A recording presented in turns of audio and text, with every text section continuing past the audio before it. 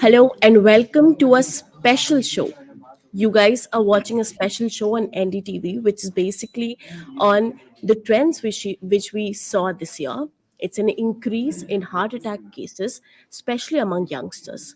As much as 40% cardiac deaths were reported this year, especially in youngsters, as young as 12-year-old to 25-year-old. They died due to heart attack this year. Why is it happening? What's the cause for it? How can we prevent this? We have a very special guest on our show, Dr. Rajeev Jayadevan. He's a former head of Indian Medical Association. Thank you for joining us, sir. My very first question to you would be, why do you think that there is such a steep rise in heart attack cases, especially when it comes to youngsters? What is triggering this, and why are they becoming so vulnerable? Yes, there is a rise in deaths all around the world over the past few years.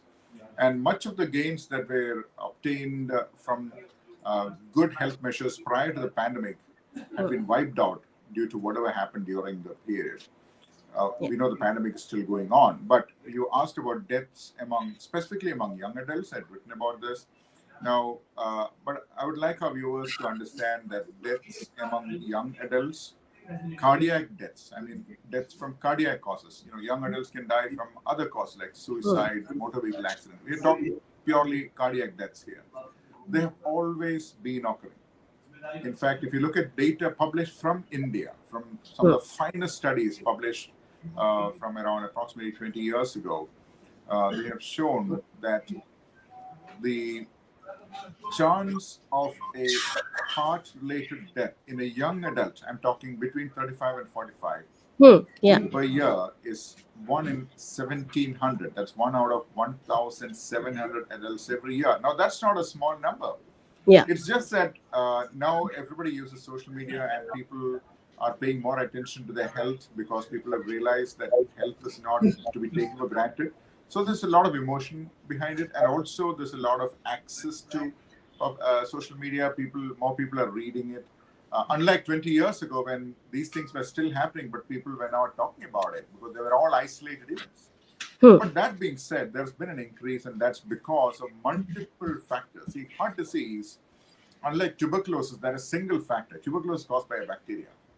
It's as simple as that. But a heart disease, specifically heart attack, is caused by a combination of things. And now I say combination, I'd like you to pay close attention to what I'm saying now. When we say risk factors for heart disease, they tend to be additive risk factors. So in other words, if somebody is already a diabetic and that person smokes, the amount of harm caused by the smoking is a lot more than if a person who's not a diabetic were smoking. Now, that's a little difficult to grasp for most people. So I'll explain like this. The more the number of risk factors, the greater damage each risk factor does. So in other words, if we have, say, a family history of heart disease, we already have high blood pressure, and we already have diabetes and have high cholesterol levels, we must be very, very careful not to smoke, and we must be very careful to maintain our body weight, keep the cholesterol levels to the lowest recommended level, keep the sugars well controlled, keep the blood pressure well controlled, that much more diligently than an average person would. That's my point here. But when I look around, I see people smoking. Smoking is making a big comeback. I don't know what the reason for is. I don't know if it's a cultural influence. More worryingly, I see women have increasingly higher levels of smoking. The problem with young women smoking, for our viewers, is that smoking has a disproportionately greater effect on younger women in terms of getting a heart attack. I don't know how many people know that. It does not affect men and women the same way. So I'd caution younger women not to smoke, as I would caution young men to smoke. Well, smoking a cigarette once a year is not going to cause much damage, but it's a habit. Now, other risk factors specific for India and other countries in the region, the subcontinent, include binge drinking. Now, many people seem to think that alcohol protects against heart disease thanks to some clever campaigns. I'm so That's a sorry very to be important the point you're bearer making. of bad Yeah. news. It is not. Alcohol does not protect against heart disease. It's a myth created by statistics in Scandinavian nations who have a profoundly healthy lifestyle, who eat a low carb, high fiber, high vegetable and nut filled diet, who exercise several times a day. And when they take a glass of wine, it's not the same as a person who's pot bellied, who eats junk food and smokes all day, does not do any exercise, and engages in binge drinking. Both are different. I think, Dr. Extremely Rajeev, different. Yeah. there's where you are making a very important point that our lifestyle actually plays a very important role. What we eat during a day, what we choose to eat, how are we carrying on with our lifestyle? That's a very important thing, and that somewhere or the other, with that is very much impacting us and our health. And maybe somewhere we are not drawing a line that how should we handle our lifestyle and how should we go about a day. There has been alarming rates. There have been alarming trends increase in heart attack cases this year, and there is this ICMR study which also shows us that 55% heart attack deaths were reported at home. Now, my concern is there was this case in Gujarat. A 12-year-old died at his home due to heart attack case. My question to you is basically such cases happens mostly at home. What should we do when such cases or such symptoms arrive like suddenly to us? What should be our measure? How should we go about it? Yeah. The first thing to make clear is Hmm. that heart attacks are incredibly rare below the age of 18. Yeah. So we do not know the medical details of the child who died. There could have been so many different health conditions, which perhaps even the doctors were not aware of. There are so many hidden health conditions that people have. So please do not worry about that in terms of, please do not worry yourself to death in terms of, I'm young and will I get a heart attack?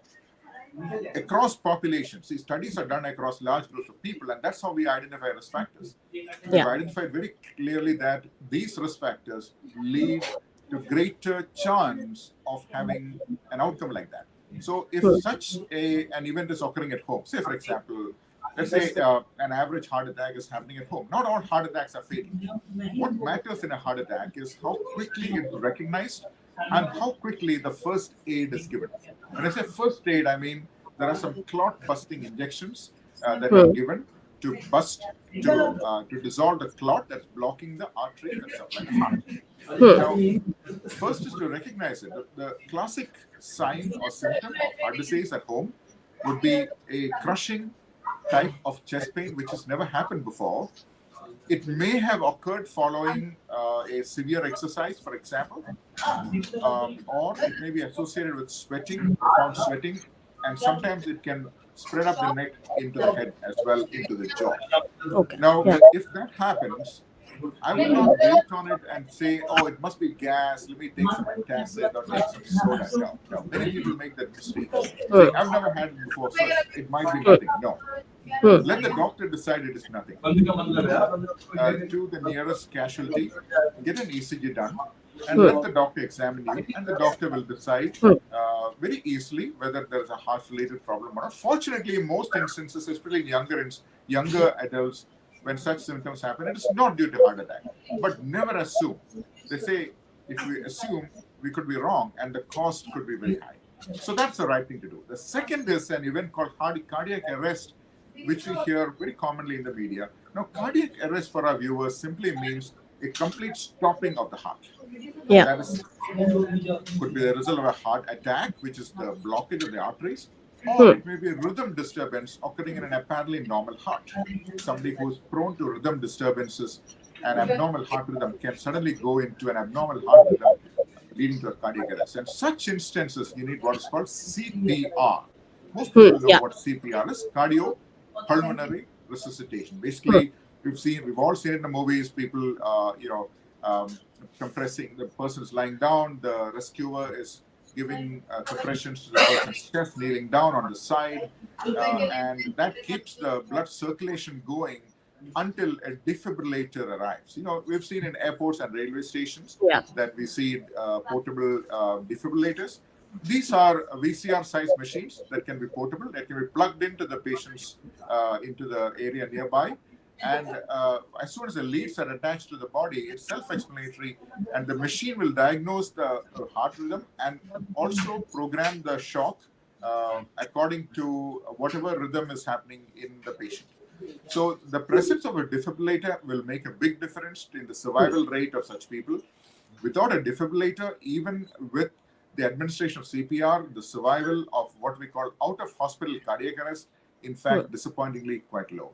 But we have, through IMA and through other organizations, we have trained enormous numbers of citizens, including school children, on the technique of correctly administering CPR. I believe that all citizens, regardless of whether they are healthcare personnel or not, must have, we all know how to cycle, right?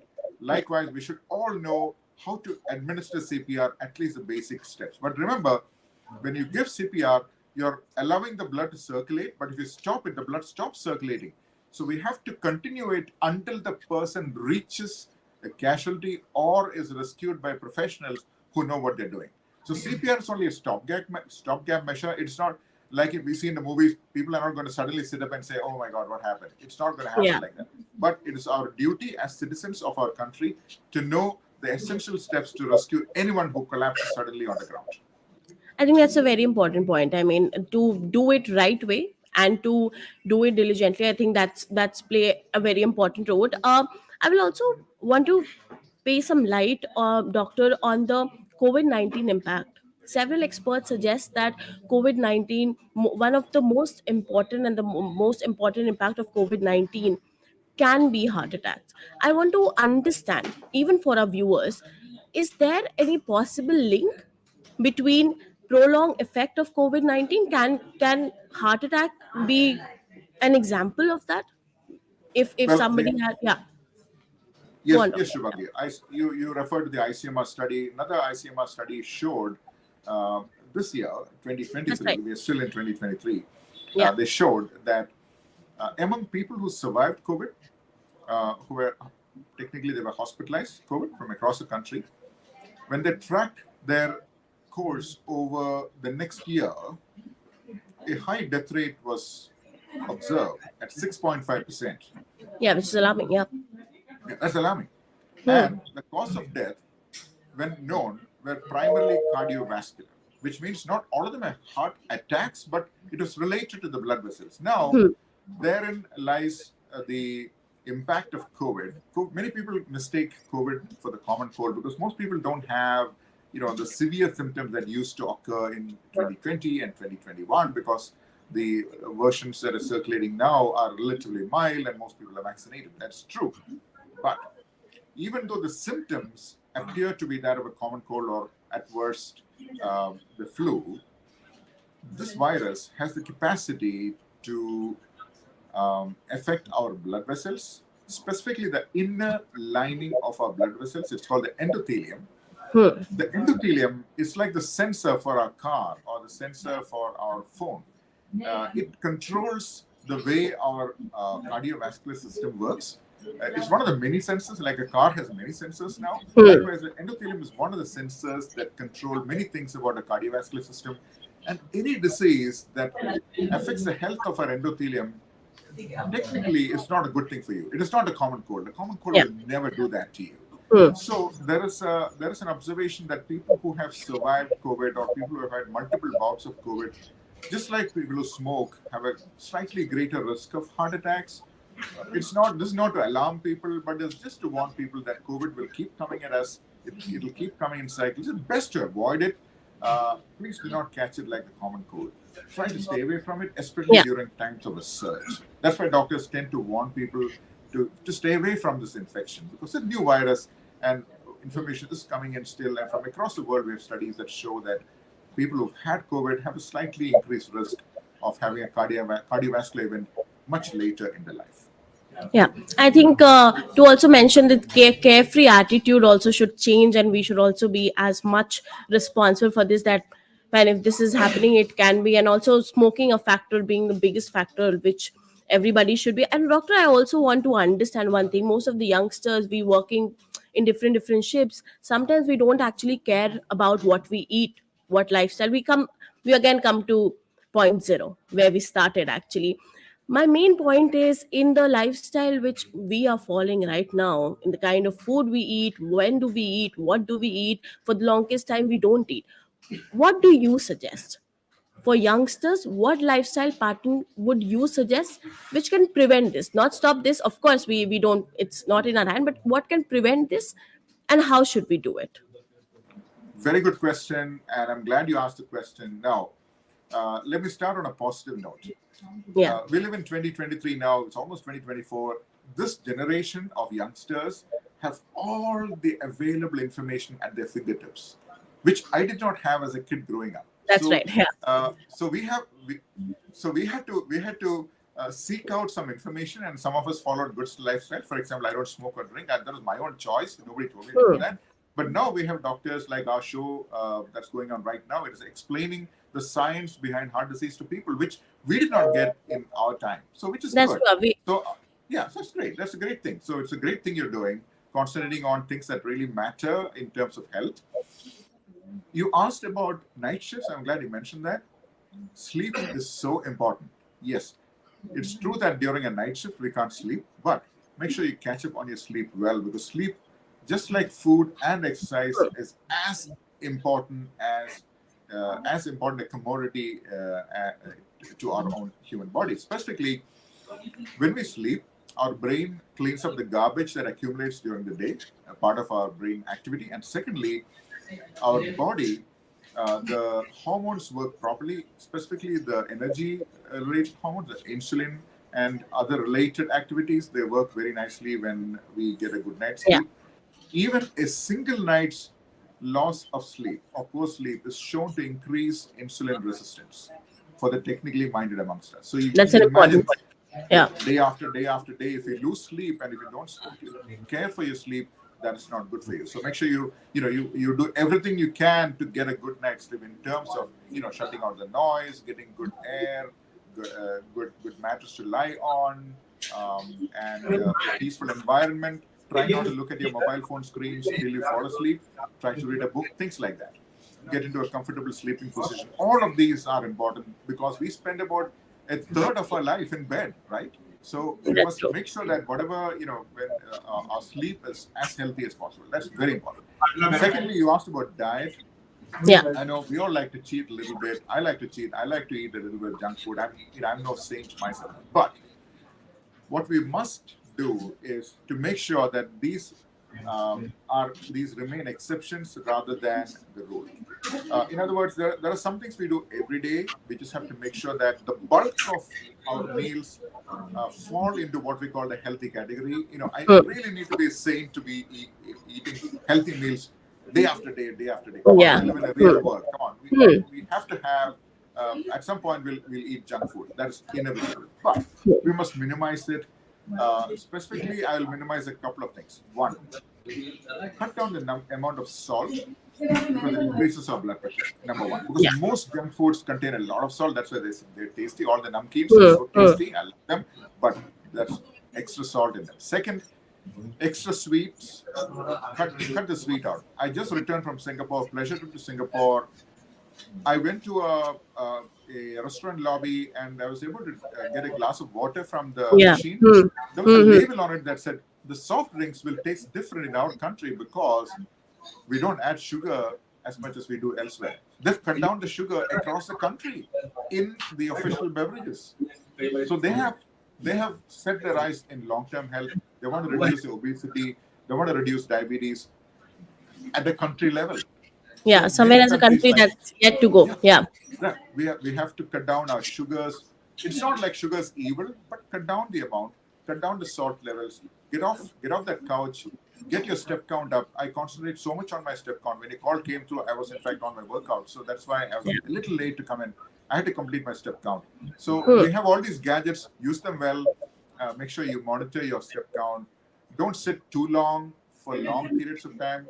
If you have to do it, get up in between, take a walk, go up and down the stairs and come back. So these are simple things we can do in our own daily lives. It's a long term that matters. Health is not created in a day. It's our habits that really form our health. So if you're in a habit of eating junk food, I would caution you against that. If you're in a habit of smoking, excessive drinking, I would caution you against that. I think that's a very important point. I think thank you so much, doctor. I think the big takeaways which we take from this live is our lifestyle matters the most. If we are careful about that, rest everything will fall in place. Thank you so much for your time and happy new year, doctor. Thank you. You're Thank welcome, you. and thanks for asking all the right questions. Thank you. Thank you. Thank you, doctor. Appreciate your time. Happy New Year. Happy new year.